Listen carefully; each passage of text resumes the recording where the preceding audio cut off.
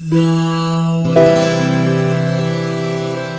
is saved.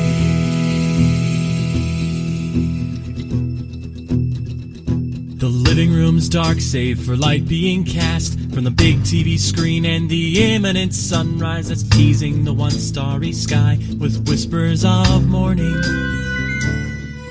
George, how are you? Pretty good, Lyons. How about yourself? Doing good. I'm doing not so good that I would come home after work and abuse my pet gorilla, because that's wrong. But Wrong. I understand why a plumber, I guess he's a construction worker at this point. I don't know. The lore in this universe doesn't make sense to me. Well, I mean, especially he's clearly a somewhat successful plumber to have the means to have purchased and fed a great ape for that not insubstantial period of time. I don't know. This strikes me as I think he's the guy who works on the boat. Mario is the guy who works on the boat in King Kong. So he's not the eccentric billionaire who wants to go capture King Kong. He's just he is now. Well, yeah. Now, yes, now. So what game do we play? We played Donkey Kong. Yep. Literally Donkey Kong. Not Donkey Kong Country, not Diddy Kong's Quest, not Donkey Kong Math, which exists. Did you ever play the crazy? Oh God, I think it was on the Wii. The bongos one. No. It was like a rhythm game, but it had a special controller that looked like bongos. Real fast. I don't believe you at all. I don't believe any of this. I think that you're making it all up. That's fair. But no, I did not. I did not play that. No, actually, and to be fair, I have only vague memories of this game. Because I mean, this is like OG Donkey Kong, man. And yeah, I mean, this actually, I think this is one of only a couple games we've played that literally predates us. Yes. I mean, this game originally was an arcade cabinet in '81. Mm-hmm. Yeah. So, we were not born yet. And in fact, I think one might make the argument that our parents weren't even considering kids yet. It was almost surreal to kind of have this experience. I'm really glad to go back and play it, but I've got notes. I have feelings. So this was I have to throw this in as an aside, just because this game it's an arcade. I mean, it's an arcade game in the truest sense, right? There's no ending. There's no nothing. There's just keep putting money in until you die. Yep. And I don't mean until Mario dies, because the money is what brings you back to life. I mean, until you, the player, die. Just keep putting money into the box. Until you drop below the poverty line. Yeah, and then get out, poor guy. Come back when you have quarters. But I was curious because when we decided we were going to play this, you messaged me and you were like, do you know how short this is? And I was like, well, it's an arcade game. So, I mean, it's all about the high score. And then I sat down and played it and I was like, right. Yeah, So I looked up the high score for this game is just over 1.2 million points. So, okay, I've actually got the game up right now and playing through it all the way through like one cycle, right? So killing Donkey Kong once. Right. And my current score, and to be fair, I wasn't going for score, I was just going to beat it, is at 5,800. Mm-hmm. So that, what that literally is? That's me being all right, I beat it. I beat the game. I'm at 5,800. And somebody's like, oh, I got a higher score. And it's that's they're like, I played it through 50 cycles, and you're like, what? It's let's put a number to that feeling, shall we? Last time I clocked in, my power level was over 1 million. That's there's a whole bunch of fandom going on in there. But no, I mean, that's literally when you said it was at 1.2 million. That's how I imagine Gohan, Vegeta, and Krillin felt when Frieza just drops that number in, and it's just oh, Oh no. Yeah, I mean, it took him, the world record holder, a guy named Wes. It took him 3 hours and 20 minutes of playing without a single death.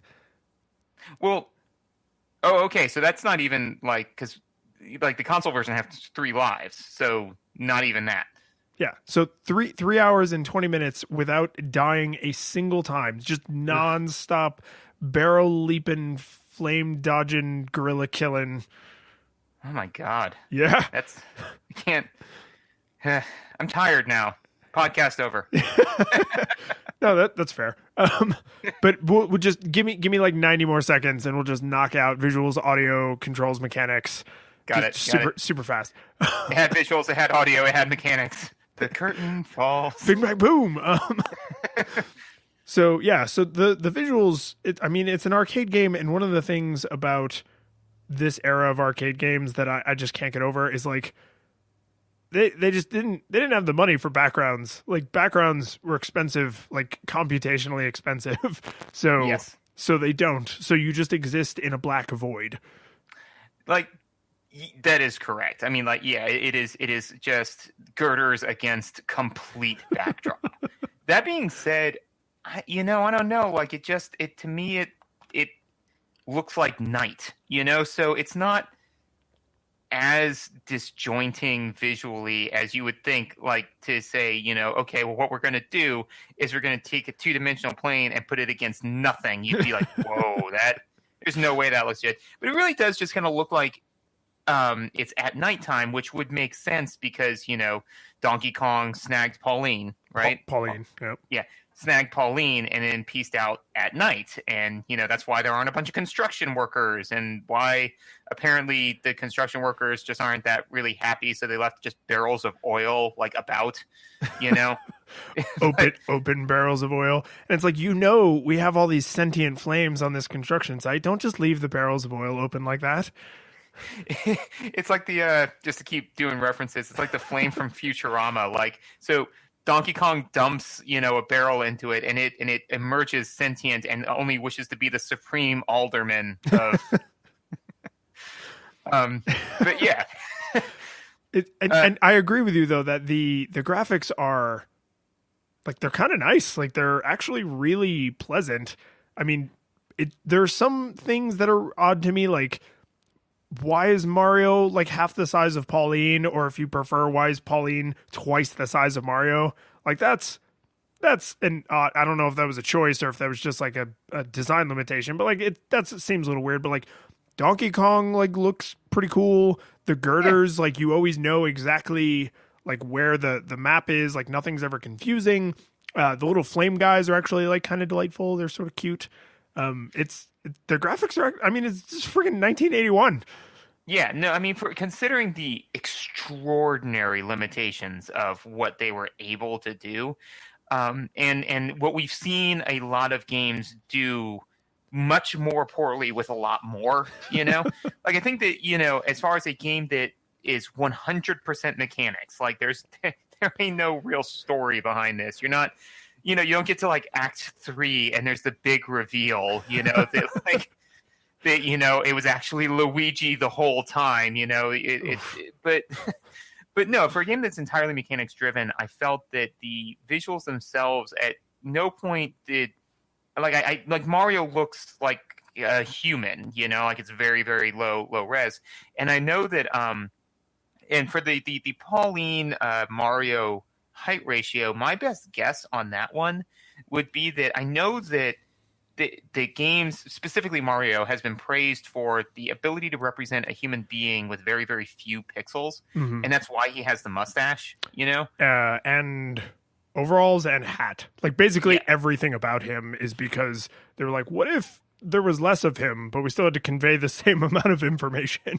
Exactly. So it's like, well, how in the world can we make this not look crazy? It's like, well, if he has a mustache, then that gives you an idea of like where his nose is and then where his mouth and face is without actually having to put in a mouth. So I think that so Pauline has none of those affordances, right? She actually looks like a human woman as best as could be rendered. Right. So I think that that basically they needed Mario to be smaller because if he took up that much of the screen, then there would be less level, you know? Yeah, no, that's fair. Like you couldn't have some of the very short ladders and some of the spots where the girders come really close together because it would crush him. It's not like they're gonna have a squatting mechanic. Right. So Mario's size is a function of like they're like we need the human avatar sprite to be this size in order to play the game and do the level. So they did all this like cool, fun stuff to make Mario exactly that size, and they were like, well, he has to be saving Pauline. And it's like, okay, fine, human woman, just bam, done, you know. And yeah, I think that's probably the bulk of the thought that went into that. No, that's fair, and I would say it's even possible because this has continued on through all. Like, I mean, Peach is way taller than Mario, and she always has been, and. Like Luigi is taller than Mario, which he wasn't at first because it was just a palette swap thing. But then like later, he was always shown as being taller than Mario. I think from Super Mario 2 on, that became canon. I think ever since they basically made him taller because they were ripping off Doki Doki Panic and yeah. But I mean, I think that is it possible that's why, because the sprite that they decided to do for Luigi like had that height. Yeah, I mean that's almost definitely why. That's crazy. Anyways, continue. Yeah. But it is actually possible that they were like, yeah, we could render Pauline the same height as Mario, but she's just taller than him. I mean, like, and that if they made that decision intentionally, they then stuck with it. They didn't. I mean, Mario is not like a handsome leading man. Like he's a little fat guy. I mean, it's kind of amazing that, you know, he's God, what's that? There's like a name for that terrible stereotype where like in popular media, you can have like a way below average guy who somehow has this like smoking hot partner. Yeah.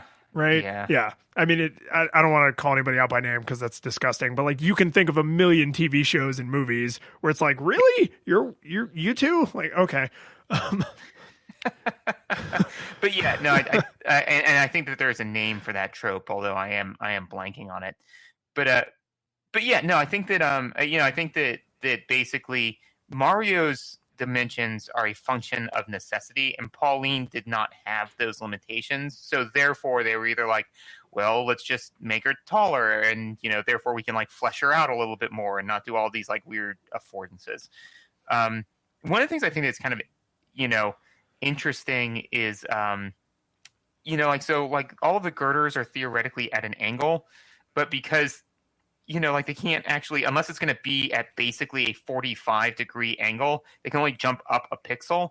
And so it is like, it's not like there's no smooth line. It is like you are here and then you bounce up a pixel.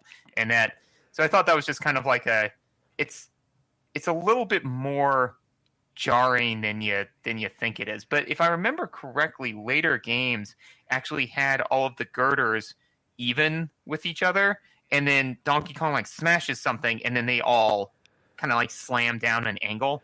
Ooh, yes. I mean, yes, that definitely does happen. I just don't know, because this was a time in history when the arcade version and the the Nintendo version, and then later the re-released Nintendo Classic version, and then the classic Nintendo version on Super Nintendo, and then the Wii GameCube port release for the Switch on the Wii U Nintendo Classics series. Like they're all like a tiny bit different. And this is a total aside, but this is something game companies are catastrophically crappy at.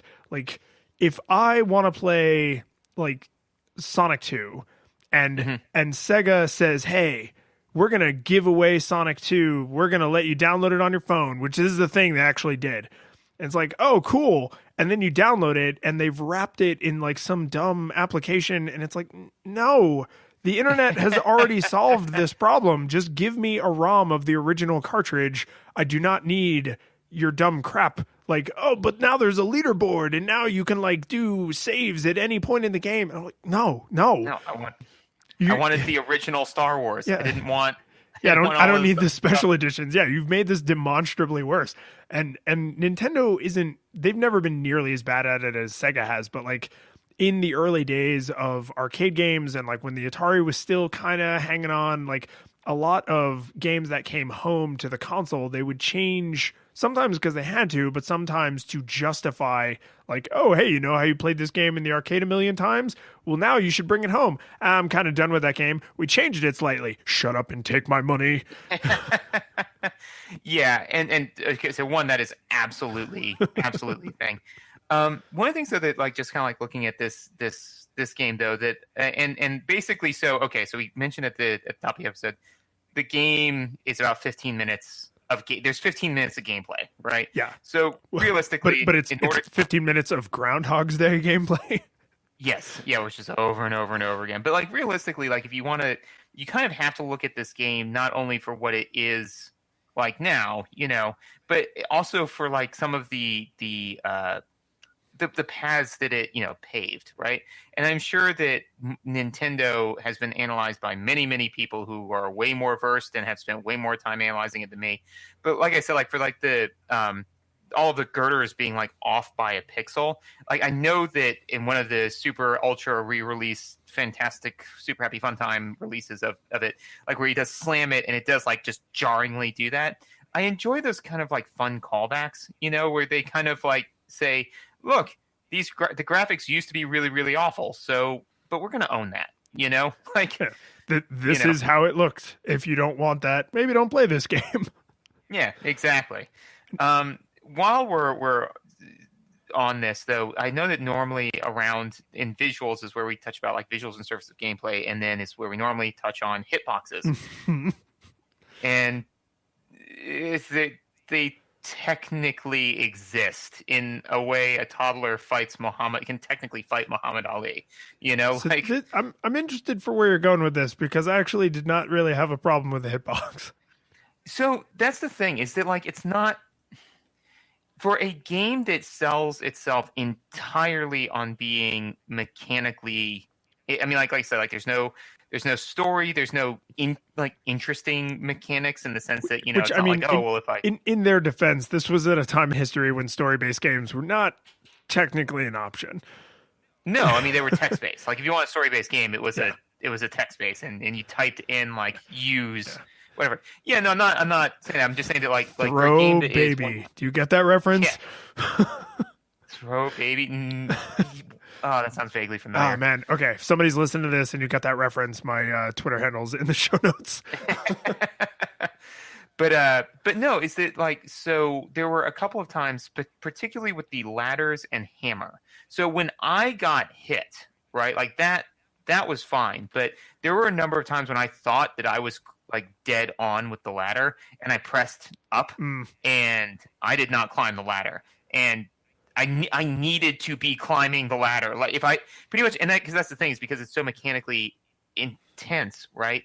Is that if you are trying to do something, you need to be doing that thing. Like there's no, you know, like this isn't Assassin's Creed where it's like, oh, I'm going to try. Oh, I tried and ducked climbing the building, so I'm just going to duck into this barrel of hay or whatever the hell, right? You know, like if you try to climb the ladder and you for even a millisecond aren't climbing that ladder, you are just spread out all over that girder. You know, and I actually had the opposite problem, which was getting off the ladder, because for some reason I was convinced the animation was like a frame or two less than it actually is. Because you know exactly what I'm talking about. Like every Mega Man game has the same thing where it's like the ass to camera shot, where it's just like, oh yeah, you know, like the Mario Money shot. Yeah, right at the top of the ladder when he's just like, hello there, and yeah, and that moment of like going over the top of the ladder, because you know sometimes there's something coming at you on the next level, but you're like, I can do it, I can make it up the ladder and then get over. And I would start to hold left or right when there was like still a whole additional frame of me climbing the ladder, and now I'm just sitting with my head sticking up from the ground right at flame height.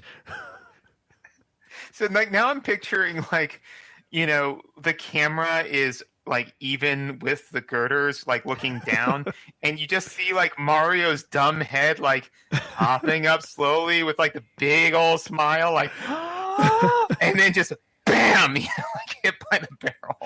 Yeah. So, So I had trouble with the ladders, and particularly with the hammer. And I think though that the issue with the hammer was less a function of the hitbox itself and more a function of the fact that I don't think that you can grab the hammer while jumping. I think you have to have your feet on the ground. No, that can't be right.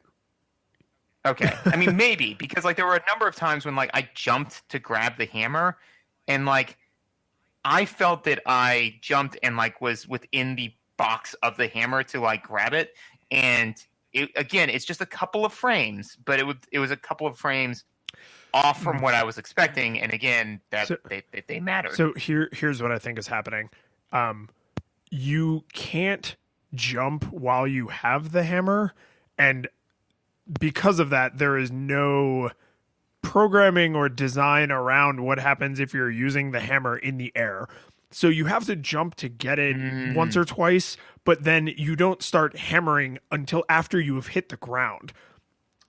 Interesting. No, that's reasonable. So I think what's happening is you were picking up the hammer during your jump, but then when you land, it's like, okay, are his feet on the ground? Now he's hammering. Got it. And I think though that the game doesn't. And to be fair, I don't think I ever got hit during that space, to see like whether or not the game mechanically registers you as having the hammer. But anyways, no, that's interesting. But yeah, so there were a couple times where I was just kind of like, got to get the hammer, and then like I said, it's just a couple of seconds, but it makes it feel a little muddy. And also, to be fair though, again, like it's this game is.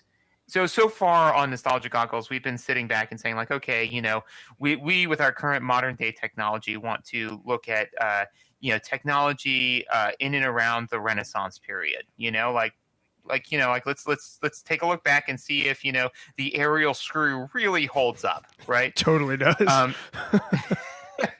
It does, but not Leonardo's invention. Dun, dun, dun, dun, dun. But now this is like going back like pre-Bronze Age, so there are just so many things that even back in like the NES days that they had kind of canonized a little bit. And especially with like what the degree of accuracy you need to be on in order to register like walking up a ladder or something like that, it's kind of hard to say like, oh, well, the hitbox was kind of crummy. It's like this was the hitbox. Like everybody, like if we're saying the hitbox was too narrow, it's like that's what a hitbox was, So it's kind of like a little bit harder to, I guess, critique it. Well, and so much of that is because this is like all arcade games. The point is to just play forever, right? The objective is to play until you are no longer playing. So. You would eventually, like any other purely skill-based repetitive activity, if it's 8 frames to climb a ladder, you would just understand that. Like you would start to intuit that, and you would know exactly how long it takes to climb the ladder and exactly how quickly you can take your thumb up and put it on the left or right so that you are standing still at the top of the ladder for the minimum amount of time. Like the when you're playing and you die, it's super easy to just be like, oh, that's crap. Like he didn't even touch me. Like what the hell? But with a game that has pixels the size of quarters, like it's really unfair to say like, no, yeah, exactly the same thing happened every time because there's no room for error. Like there's no gray area. There's no like, well, because of the angle he was coming at you and because of the angle the camera was at, he actually did hit you. You just couldn't really tell. There's none of that. There's absolutely none of that. And even the bugs in games in this era are kind of elegant in their obviousness. When I was pulling up the Wikipedia article for the show notes, the tiny bit we actually do for research, I think it was on the actual OG cabinet. When you got to level or not level 22, but like the 22nd revolution, as soon as the round started, you just die. Like it was just because they're like, time to put in another quarter. No, I mean like you just died over and over until you got a game over because there was probably some array somewhere that was like, well, nobody's ever going to get that high. And right. So yeah, I mean, it's just like, how big should we make the box? And it's like, I don't know, like a foot. Like, who needs to store things that are bigger than a foot long? And it's like, well, I need somewhere to park my car. And it's like, well, you're not parking it in this box. Too bad. Yep, try again. That's interesting, and I do agree with you. And now's as good a time as any to get into this. So the game is ruthlessly consistent, right? And like we can definitely touch on this more mechanics, but I mean the visuals, like you said, like it is.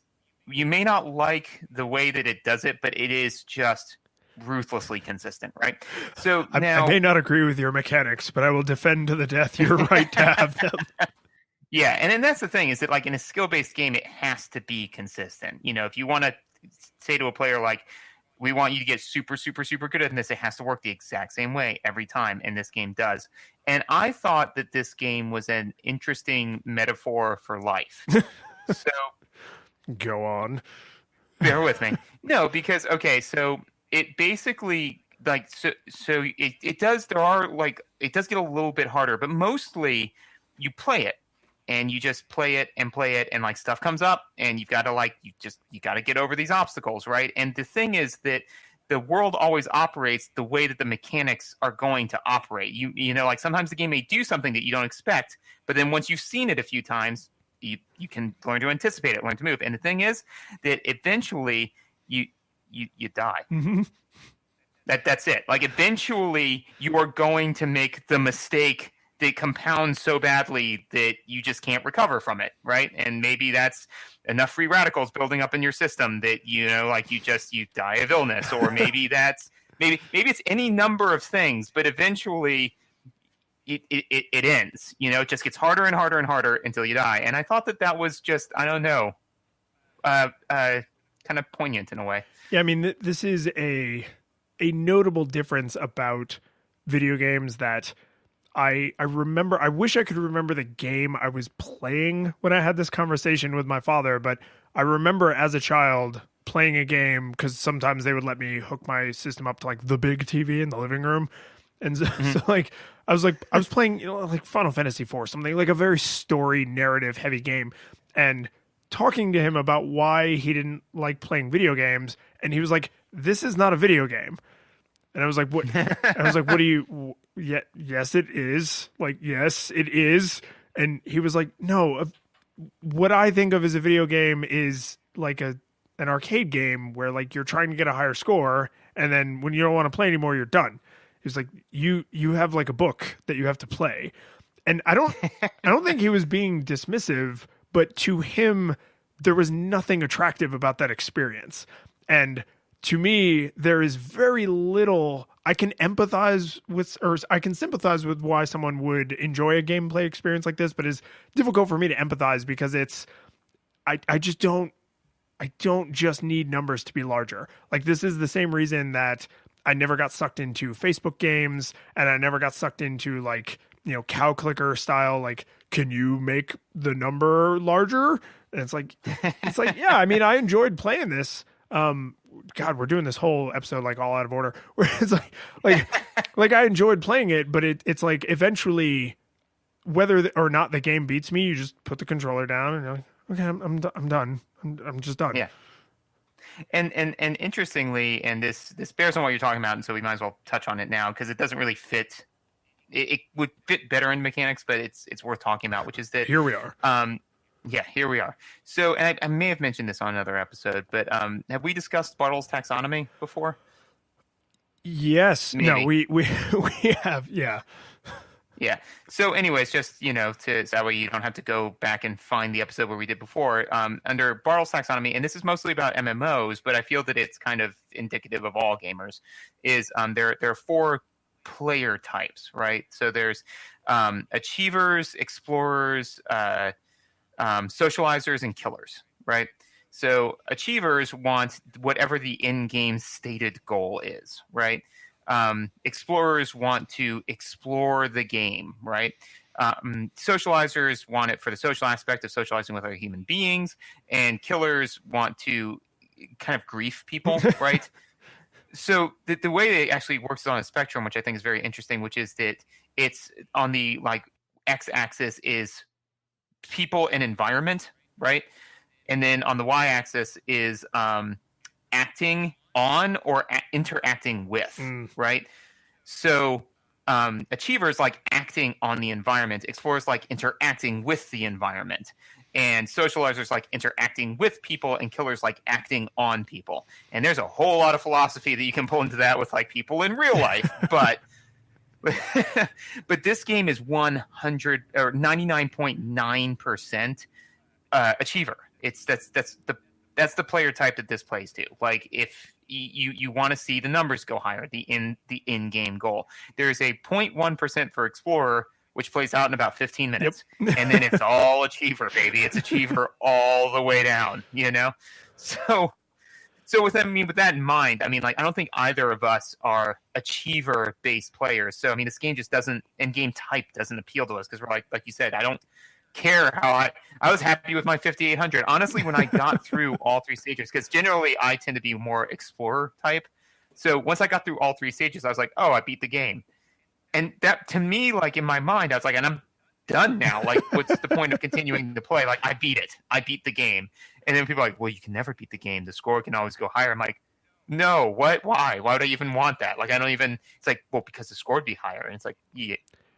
Yeah. Well, I think so. I think the difference is the achiever goal, like the stated goal is make the number go higher.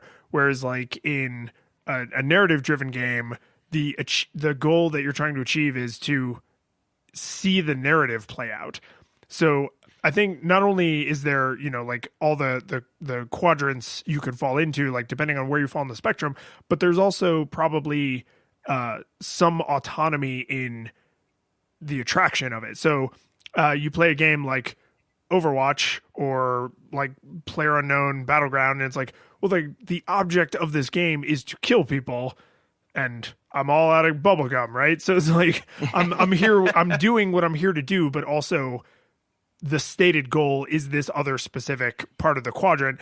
Whereas like seeing a narrative all the way through is an achievement I am super down for. Making numbers go higher is not an achievement I'm super down for. So there's the A game and the B game. So like I went all the way through the first time and I was like, oh. And then I went all the way through the second time and I was like, oh. And to be fair, I think that you have more achiever in you than I do, because like you said, like if you wax completionist, right, then that's putting you more on the achiever spectrum, like, so I would argue that, like for seeing the story play out, like that's both an achiever and an explorer would like that. Like for me, I want to see the story play out because I want to know what the story is, right. I want to explore it. Right. Some people, and I think that to a large degree is like why you want to see the story as well, right? But then for the people who want to get through the game to say that I beat it and beat it in its entirety, so like the people for Final Fantasy that like get all of the summons and they get all of the bells and whistles and all of that stuff, like because they want to have completely dominated and acted upon the game, that's more of the achiever type. And I think that being able to say, and you know what? Ooh, no, now I'm thinking about it. This game does... this game can play to killers a little bit, and I mean that in the taxonomy sense, because I just heard that out of context and that didn't sound right. But no, is so if you go back in time to like the early 80s when this was a thing, right? You could totally grief other people by having a higher score. So so basically, then you could say like, well, why do you play Donkey Kong? It's like, well, because I want to have the highest score versus I want to have a very high score. Yeah, Yeah. That's true. Or maybe you just really hate those little flame guys. Like, I gotta just murder them all with my big hammer. Which is actually, I think, a really good place to talk about audio, because there is not a lot of it. And most of it's horrible. But there's one really important piece of audio, which is... Yeah. It's the little hammer tune. Yep. Yeah, it is. Yeah. Yes, sir. Yes, it is. Not just because it's like charming and delightful, but it's just so much Smash Brothers. So much Smash Brothers. And funny, you're talking about this big coordinate plane. When you get the hammer tune in Donkey Kong, you're like, haha, I'm empowered now and it's going to help me achieve my goal. When you get the hammer in Smash Brothers, it's to help you grief other people. Oh, yes. Yeah. No, whenever you get that hammer and you're like, this is it. And I really loved it. While we're just talking about Smash Brothers, in later games, my favorite thing was being Marth, and somebody come after me with the hammer, and I'd use his counter move, and just wreck. Oh god, that was and then that's the killer in me, because I was just kind of like, oh, that was just so satisfying. They're like, I got the hammer. I'm like, advance towards my position, brethren. Dost thou even hoist? You know, like, yeah. So no, but the minute I picked up that hammer, it was like do do do do do do do do do do. I was like, ah, and then I actually started picking up hammers more than I needed them, because I just wanted the little tune, and then that kind of got played out because I realized that the hammer, kind of a double-edged sword. Can't go up and down ladders. No, you cannot. So can't jump. I mean, you don't technically need to jump over anything, but you can't. I mean, and I like having the option. You know? Well, and this is so musically for this game. I think it's relevant to point out that little tune is like it for music. So there's on the title screen, when you select a game mode, it goes like da na na na na na, and then that's it for music until you pick up a hammer, and then that's it until you finish a level or a screen, I think they were called, and it does a little victory chime, and that's it. I mean, there's like 3 pieces of music in the entire game, and I mean, could you imagine, like, when you are like, okay, this is all of the computing power we have, are we going to have background music? No. We're going to make every single step that Mario makes make a god-awful squeaking noise that will make players want to die. Yep, pretty much. Now I'm kind of like, I would love to see a modern game use, and I'm sure that they exist, but like that kind of minimalistic, like what would that even look like if you started off trying to make a game saying, I want to use 3 like audio cues, like three little like sound bites, and like 5 sound effects, and that's it. With all of our modern technology using just that amount of sound, I want you to make an immersive experience with that constraint. Oh, I can almost guarantee you there's an entire section of the Steam store where every indie everybody who thinks they're going to be the next super indie amazing person has some crappy game where they gave themselves a bunch of clever constraints and then didn't ship anything interesting.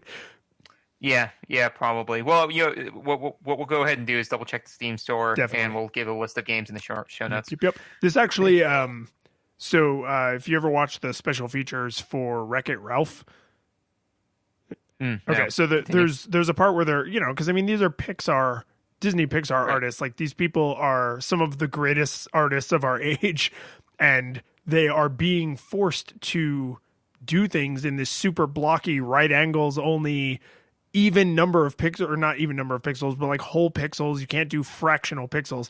And like, oh, but it would just make more sense from this angle if like we just had like some fractional pixels. And it's like, nah, can't do that. And like some of the artists are just like, this is so infuriating. And it's like but it, you know, constraints like can make you do interesting things. So, you know, when you said you know, the visuals make it look like it's just nighttime, and the fact that there's no music means that all of the sound effects are directly serving gameplay. Like, they had to be clever because they had the computing power of a calculator. I mean, it was nothing. Yep. No, your cell phone would run circles around these arcade cabinets like at light speed.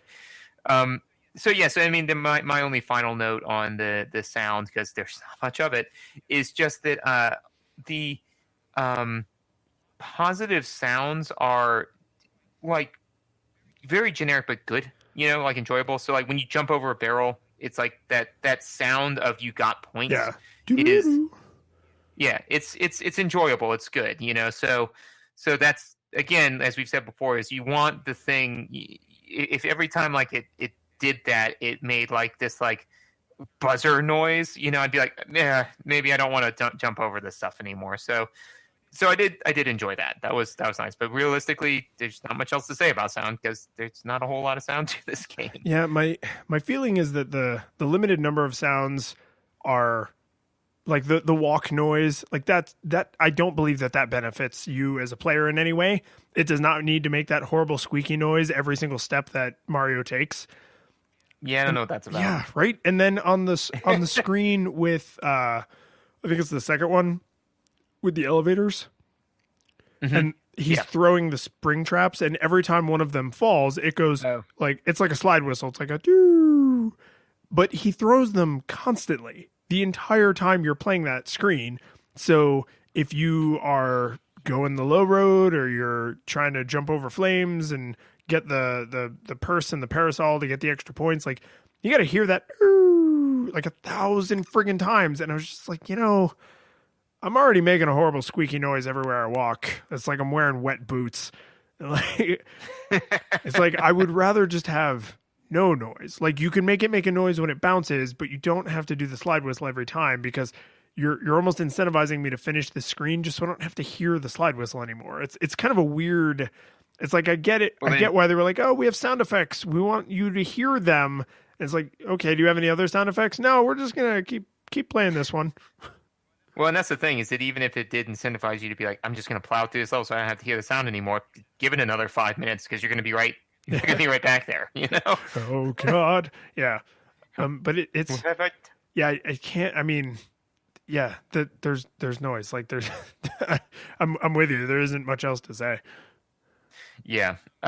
So to mechanics, controls, gameplay, all that fun stuff. So I'm getting a kick out of this because I'm going through my notes. So generally speaking, when we're playing these games and like I have like a thought or something I want to write down, I write it down immediately because you don't want to forget, right? So you pause the game, take the note. And one of my notes is varied level design, and I took this note on level 3 because I was like, no, each of these levels are very different, and it's good, because the first one's like it's like you're moving side to side, and then the second one there's a lot more jump like goals, and then the third one like they actually introduced this kind of mechanic of like you're finally able, because everything else is like you ducking, moving, dodging, but you're finally able to impact the realm. Like you can impact the game and actually attack Donkey Kong. The name of that screen is rivets, because you're pulling out the rivets. Is that what you're doing? Because I thought I was melting the cake that was holding these areas together, because it's not super clear. But all that being said, I was just like, no, this is good. This is good. So stopped the game, took the note, and then like it went back around. I was like, oh. But anyways, I did feel the need still to say that each level is focused around like in my opinion, like a very specific mechanic, right? So like the first level is focused around like climbing the ladders, right? And so like timing your climbs, all sorts of stuff. Yes, there is jumping over barrels, but you could go through the level without ever jumping realistically over a barrel if you timed your hits on the ladders right. Yeah, right. You could. And then the second one is all about jumping, for like platforming, actual platforming. Yeah, like if you duff a jump, you fall and die. Right. And then the third one is, about like going and touching all of these different specific areas, like in a certain order and all that sort of stuff. So I was like, so each of those was very different, and then they were done. Mm-hmm. And to speak on one of the things that you just touched on that I definitely want to touch on is I felt, and maybe this is just me, being coddled by the nice warm embrace of current modern video games, I thought it was super unclear exactly how far you had to fall before you would land safely or die. Yeah, it's not far. It's not far, but like it's based, I think, off of like your original, like so in later Marios, especially in Super Mario Brothers, right? Correct me if I'm wrong, there's no fall death. Like you could fall infinitely. You can fall in a pit and die. Yeah, but you won't. So in all of the 2D Marios, there's no height you can fall from that kills you that I can think of. In some of the 3D Marios, I think this is true for like 64 and Galaxy and Sunshine, because you had a little health pie, and if you fall far enough, you will take damage. And then in Super Mario Odyssey, no matter how far you fall, you don't take damage, but the way they punish you is when you hit the ground, you stop and it does the like quiver like all the way up his legs where he's like, and my shins, right, and yes, are in my neck, yeah, and yeah, so during that time, like an enemy might attack you, or you might otherwise take damage because you can't move until that little animation is done. So yeah, to be this Mario who can't fall more than the height of his own footsteps without dying. Yeah, no, it's like, so, and just to touch on the 64 thing, yeah, I know, like, with 64 and Galaxy, yeah, you fall a certain distance, you can, like, I think, lose health and then die, but if you hit the ground pound button right beforehand, you don't take none's damage, which I thought was always kind of a cool little clever mechanic. Well, it's also, there is an interesting question about why Mario's butt is so much more durable than his legs. Well, or why... So, it's not the fall that kills you, it's the sudden stop at the end. Why suddenly arresting his momentum 2 feet off of the ground makes him take... So that way he can turn around and then fall the remaining 2 feet is better than having just hit the ground. Like, he's still stopping entirely. It doesn't matter whether he's hitting the ground or air. It's the sudden stop at the end. That's true. I mean, technically, if you suddenly stop for any reason, yeah, I honestly never thought about that. Like, you are suddenly stopping as if you struck a solid object. Therefore, you would have the exact same negative repercussions of striking a solid object. But I'm just still too confused by his like invulnerable butt cheeks. So yeah, no, I think it's honestly like what is it? Mario has the thing from The Incredibles. He has 0 point energy. Yes, that's surely it. Yep. Where it just basically he is able to just lose all of his momentum. Yeah. But anyways, we digress. This game is actually more realistic in the sense that if Mario falls more than like, and I don't know the exact amount because I definitely didn't stress test it, but being used to 2D Mario games and being able to fall infinitely, like at one point I jumped from one area onto a girder and I was like, like I missed the one I was going for, but I'll just land on the one below it dead. I was like, oh good God. Okay, so then there was one where I remember jumping and being like, I should have waited like another second for it to get like a little bit higher before I jumped. And no, the game was not having it. I died. And I was like, man, that's really super sensitive. So yeah, I think it's like one Mario height. Like if you fall more than your sprite height, you die. Yeah, which is pretty, I mean, again, the game is it's a skill-based challenge. It's pretty unforgiving. It's really unforgiving. And also each screen adds times where that is a likely cause of death, where just traversing the level might kill you because you jumped, to a girder that's slightly lower, or you like on the third screen with the rivets, if you fall through one of the rivets because it's large enough for you to fall through, big rivets, the huge rivets, but you can fall through that. And then of course you die because it's like 2 or 3 sprite heights. And while we're just talking about like controls and mechanics, just kind of like loosely related to this, is more than once I caught myself like coming usually down a ladder and there's like a little flame guy coming and trying to jump off the ladder. It's like the game's not going to let me do that. Like they in their wildest dreams did not imagine programming the ability for Mario to jump off of the ladder to escape a flame or a barrel. Like that's just not a thing. Of course that's not a thing, but that's like my modern sensibility. Just like, oh man, there's an enemy coming, quick, jump off the ladder. No. And I mean, to be fair, even now, like games are getting better and better about like making environments more and more like interactive. For example, with Arkham Knight, I remember how giddy I was when Batman. Spoilers if you haven't played it yet. I mean, minor ones towards the beginning. But Bruce Wayne's parents die. But anyways, when you're like trapped behind the glass, and like they frame it perfectly where it's like the camera's over Batman's shoulders, and you're looking down this path, and it shows you the Batmobile, and the Batmobile has like this like anti-riot gear, and you're like, there's no way they're gonna let me control the Batmobile. This is a cutscene. And you like press a few buttons, you see the Batmobile like respond to you, and you're like, no, shut up. And then like you hit the button and it stops the cutscene, and it like moves on. I was like, I remember when that happened, I was really floored that the game let me do that, because I was like, there's no way that they would let me interrupt a cutscene, So this is the opposite of that, where they're just like, I mean, imagine the giddy glee that a player first felt when they tried knee jerk to jump off a ladder and the game let them.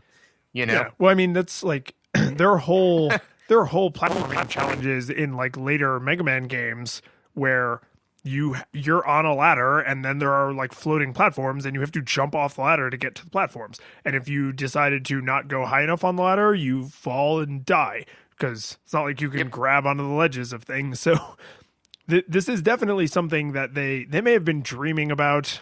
Like, I may be selling them short saying they never even dreamed of it, but they definitely did not have the ability to program it into the game, because like then it's way more freaking complicated, right? And it makes the skill part of it more complicated. It makes the programming that much more complicated. So it's just like worse all around for this era of computing power. But I wonder how long it would take me to shake those kinds of things. Like how long would I have to play this? How much time would I have to put in before I'm like, okay, I'm no longer trying to jump off the ladder when I see a barrel coming at me and panic. Yeah, no, absolutely. And one of the other mechanical things I had this note under mechanics, which is there were poor affordances in some cases. So overall, I feel that the visuals were pretty good. But I can honest to God say that if not for you telling me the title of Stage 3, I would have never guessed that those little blocks were rivets, right? And so... No, that's fair. I only know that because I had the Wikipedia article in front of me. So yeah, I would have never guessed that. And a part of me wants to like, so now I'm picturing, what what it looks like in real life. So, Mario's running across like this giant construction area, right? And there is a man-sized rivet, like holding two of these things together. And Mario, because all he has to do is walk over it and it disappears, right? So without breaking stride, Mario like runs by, like digs his hand like into the metal of the rivet and uses his forward momentum to like gain enough spin. His muscles cord across his body as he just rips this rivet like completely out of the structure, and it doesn't break stride, just keeps moving towards the next rivet. I mean, I'd be terrified. Clearly he is on extensive drugs and has superpowers, like both, But Mario, because that's like the dark, gritty 90s reboot Mario. What's really happening is he makes like a cute noise, like a wahoo, and then it just disappears seemingly into nothingness. That's true. That's true. That's probably what actually happens in Mario. Yeah. Well, no, actually, what he does is he takes off his sentient hat, throws it onto the rivet, and it just drills itself out. Okay, so here's a fun thing about that. I'm pretty much done with Super Mario Odyssey. Like, I've done most of what I want to do with that game. But the game is just like, hey, what if nostalgia? And not in a bad way. Like, it's done in an incredibly thoughtful and entertaining way. And one of the places they do that is when you go to the weird like city level where there's like weird human proportioned humans. Pauline is the mayor of New Donk City. Nice. Yeah. And, it's like kind of interesting to see her in like a full like 3D render, because they had to decide what she was going to look like since they didn't have much to base it on. But there's like a bonus thing you can do where she's like, oh, it's my birthday, and it'd be nice if maybe like you got me a present, you big jerk. And so there's 3 objects scattered around the city.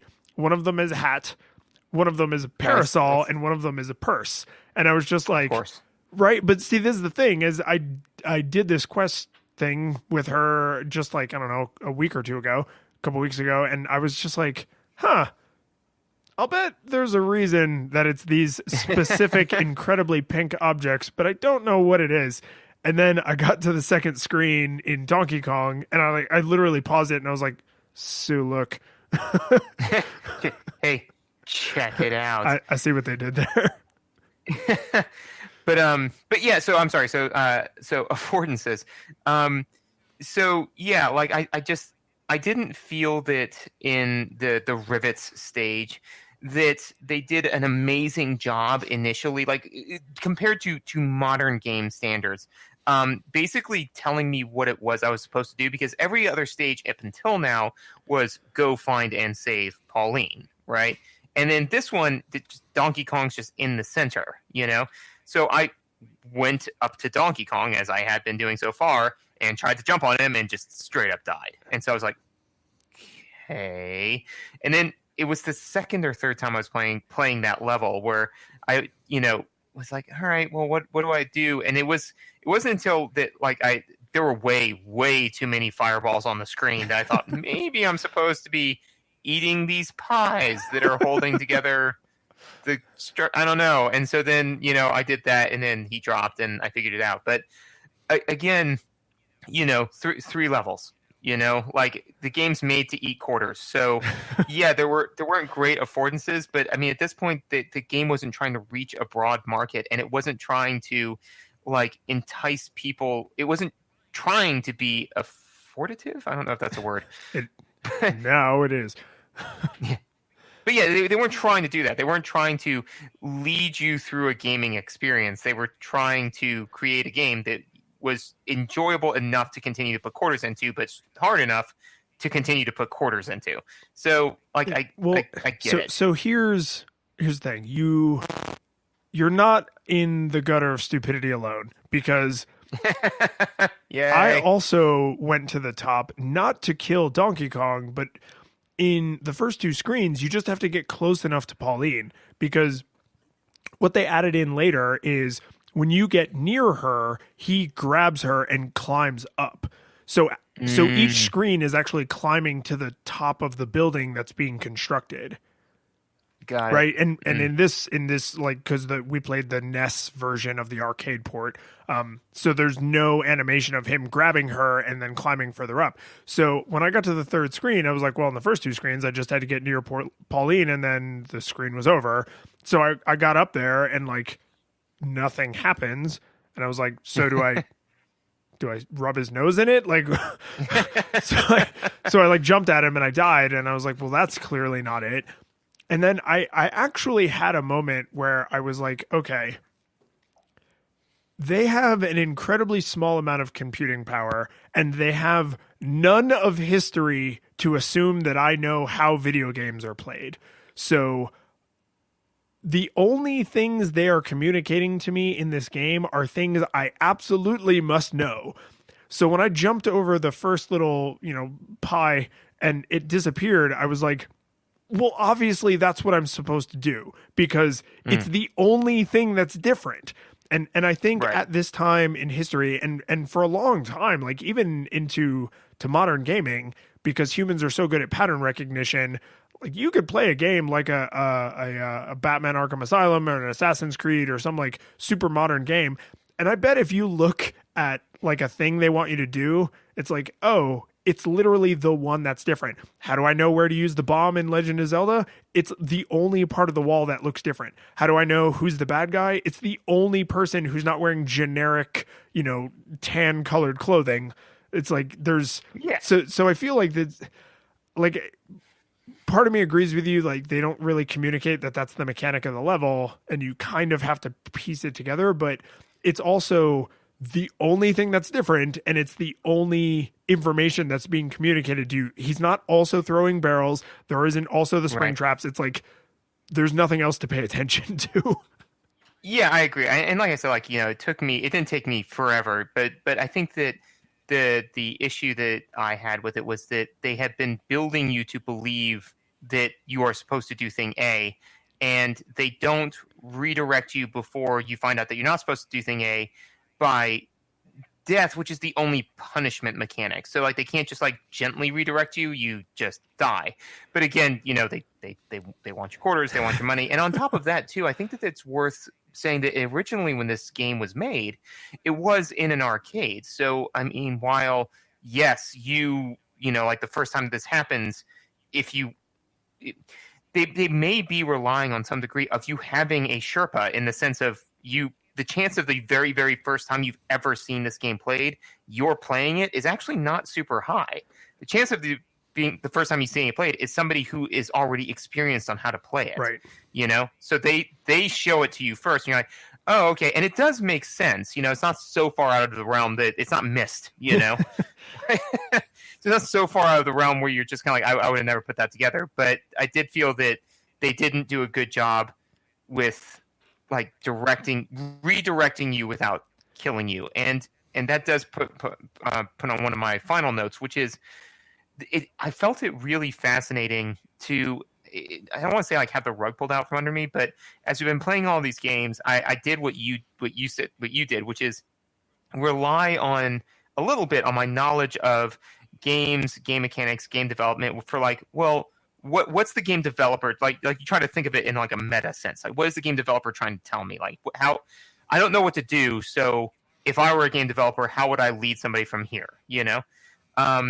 Can't really rely on that the further back you go in time, because there's definitely been a number of times, especially with the way older games like the early NES and some of the arcade ports, where I'm like, I can't rely on the fact that I'm not going to be punished for this behavior, because I don't deserve to be punished for this behavior, but I might still get punished for this behavior just because they haven't realized that that's not a great thing to do to players. Yeah, they hadn't written the rule book. They hadn't made these decisions, and they hadn't established best practices based on a huge library of games, because there wasn't a huge library of games.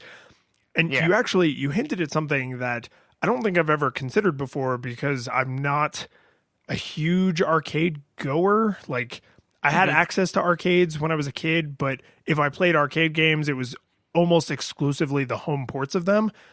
There is a very real chance that arcade games were designed not just with the technological limits of the time, because I mean, every game is designed with technological limitations, but there's a very good chance that they were designed knowing you would almost never play it alone. Whereas modern games are, I mean, unless it's like a social game, but like most modern single player video games, they probably expect you to be alone. So like if you are designing a game like Donkey Kong, you can imagine there's somebody sitting there and they get to the third screen and they walk over one of the rivets and it disappears, and then they don't know what to do and they end up dying, and just being like, what the hell? And the person at like the next machine over just literally going, oh, well, you have to make all those things disappear, and then Donkey Kong falls down. Like you could actually design that into your game, because you know that there are going to be other people around. People are going to stand there and watch, like you were saying, like the first time I see someone fight Donkey Kong is probably not going to be me playing. It's probably going to be me watching over the shoulder with my quarter on the screen because I want to play next, right? So it's like you could build game experiences knowing that that was the environment in which they would be interacted with. Like you could build a very different kind of Simon game if you knew it was going to be played in zero gravity, and you could push on it from all sides, you know, like that's just a different kind of experience. And I've never really thought about it like arcade game design that way, because I just never really played in arcades. Yeah, I definitely think, and I also think that too, not only is there like the social aspect of it, and you know, just bring it back to the Bartles taxonomy, that there's the social players, right? The people who are at the arcade mostly to socialize and kind of play the game a little bit. But we got there.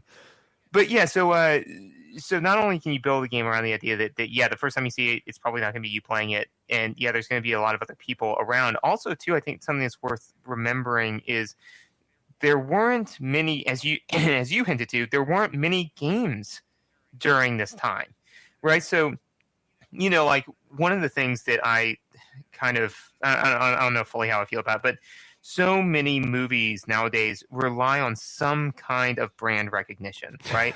So whenever I'm fighting Terminators, I like to quench my thirst with a ice cold Coca-Cola.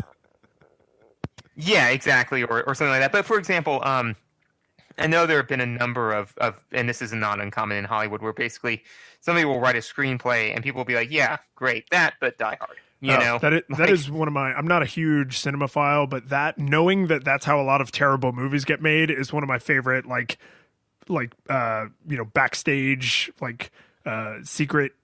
What do you call it? Like insider knowledge, like inside baseball. Mm-hmm. Yeah. So like a lot of stuff like that, gets made because they're. And sorry, I swear to God, I'm bringing this back to video games because there's just so many movies. Like Megan and I were at the movie theater recently, and I was just looking at all of the posters, and I got a little frustrated at one. I think it was at Ferdinand, because basically that movie, and I was like, I'm pretty sure that that's based off of a children's book, and it is. And oddly, it was one that I read a lot as a kid, and then that had its own weird flashback. But yeah, so I was just kind of like, it's frustrating. I was like, man, it's kind of a bummer that they don't really make original stories for movies that much anymore compared to pulling from other sources of literature. I was like, but the market is so flooded that I got to admit, as much as I hate myself for it, I am more likely to go see that movie because it is a remake of a book I had as a child than to see an original thing, because there's 50 things to see. You're never going to have time to see all of them. You're only going to have time to see 10. And so you want to pick the 10 that you want, so you're much more likely to go see something that you're already familiar with, right? With all that being said, back in the 80s, right, the late 70s, early 80s, that was not the case. There were like 3 movies or 2 movies playing, so everybody saw them, right? Because there wasn't much else to do, right? The same thing with these video games, right? Is that there was like 10, 20 arcade cabinets, right? So if you went, I mean, there was probably more, but there was like 10 or 20 popular ones, right?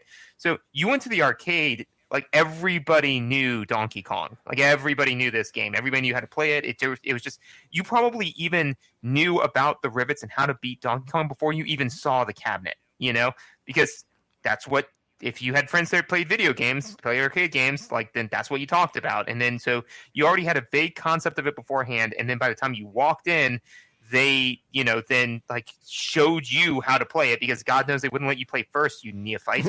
And then, so you actually had so much leading into it. The game, they could probably build games relying on the fact that you would have knowledge of games beforehand, in the same way that Mary Shelley, when she wrote Frankenstein, assumed you had read Paradise Lost, I wonder if, and I mean, there's no way we can start to establish this without becoming like actual hardcore historians, but I wonder if you could see that problem spill over into home consoles. Like, how many early Nintendo and Atari games were the designers had all of these baked in preconceived notions about social environment, and people are talking about our games, and there's only a handful of games, and blah blah blah. And it's like a kid sits down and unpacks a Nintendo and sits down to play a game, and it's like, I don't know what I do, and I'm alone. Like, there's no one to ask. There's no established norms. This game isn't giving me the information I need to make informed decisions. So there were probably some things about the early console games that were frustrating because they were on a console. And if you were playing them in an arcade and they were one of only a dozen games, and your buddy or your person at the next cabinet over was right next to you, where you could ask them, what the hell am I supposed to do right here? Those frustrations would not have been there. And I wonder what the adjustment period on that from a design perspective was like.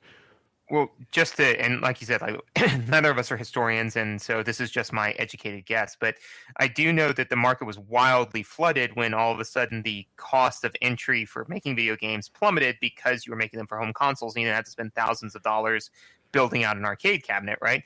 So with all of that in mind, I think that honestly that it was bad, and I know that it was bad because one of the big things that I think put Nintendo on the map was the Nintendo's seal of approval, because they knew that a good game couldn't rely on any of that stuff, So a good game needs to have these things, chief amongst them being You got to teach your players how to play your game, and not just through the manual. Like, you have to just be able to sit down and learn how to play this game without any outside assistance or anything like that. So I think maybe the seal of approval was the Harry Seldon's Foundation for video game design. You know, it didn't get rid of the dark times. It just shrank them from 10,000 years to 1,000. Man, that is a fantastic reference. Like, I'm just so like, I'm excited for that because, like, I really love that series, and like that's a good series. It's a really, except the last book, like. That's just like a really poignant way to wrap that up. I got nothing else. Just, did this game hold up? With all of that in mind, like with everything that we just said, I would have to say yes. I mean, there's not a lot to it. It's like eating a potato chip. But I mean, as far as like if you want a game where you really want to test to see if you can get a high score, yeah, play this. It's good. Yeah, and I'm with you on that because even though this is not my kind of game, because it's purely just make a bigger number. The bits that I played it, because I had to play it in several short bursts. Like, I could not play for an hour at a time. Not just because I'm not awesome at it, but I was like, okay, I get it. But for those short bursts, I was like, yeah, okay. Like, I see why people get into skill games. And if I kept that up over time, you know, if I dipped in for 10 or 15 minutes at a time every day, and got like a little bit better over time, I could see those play sessions getting longer as I naturally needed to play longer to hit the edge of my skill level. So I don't think I would naturally seek out an experience like this, but considering how ruthlessly consistent it is, how incredibly clear everything is once you've seen it the first time, you're like, okay, it's going to behave that way forever. It's like Simon, right? Like the red light never turns polka dot just to screw with you. Like, it's red every time, always red. The barrels fall the same kind of way. The flames move the same kind of way. The hammer works the same kind of way. And yeah, I mean, I get it. Like, it's not for me, but I absolutely get it. And this is probably every bit as fun today as it was, 36 years ago. Yeah, no, I mean, I agree. And I think that this, like physics, so thus like life, I think you hit it on the head. Ruthlessly consistent. The curtain falls. The music plays. The credits roll. Then it all fades to black. And you're left by yourself. The fanfare is gone. There's no player two there by your side to share victories won. But as you slowly progress down the hall to your bed, a few great events leak back into your head from the time that you spent traversing the land, battling evil, fighting the darkness, just sword in hand. Your memories creep in with the edge of a smile.